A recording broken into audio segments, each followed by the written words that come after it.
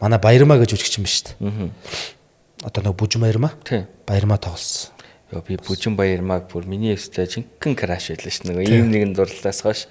Бүжин Баярмаагийн нэг хөөрхий байдаг ш. Нөгөө уцаа дугаараа бичээд нэг өгчдөг кинон дээрээ. Тий.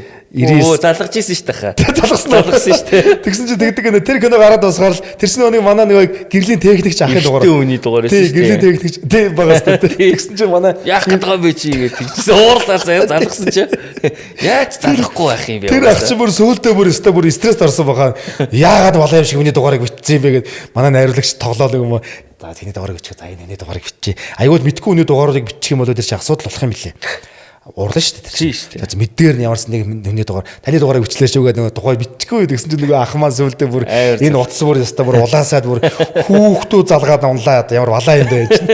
Ээжиндээс 2 гэх кино гараад ирлээ. Одоо нуугаад явах байхаа. Ээжиндээс 2 бол миний хувьд үнэхээр шийт санагдсан. Маш их гэлцэл байсан. Тийм тэгээд дутаг агуулгын хувьд ч гэсэн ерөөсөө яагаад ээжиндээс 2 дээр яг юу болоог юм бэ? Бас зөв подкаст шүү дээ. Шууд өөрөөс нүүрлүүн харж байгаа л тэгээд хэлждэг. За тэгээд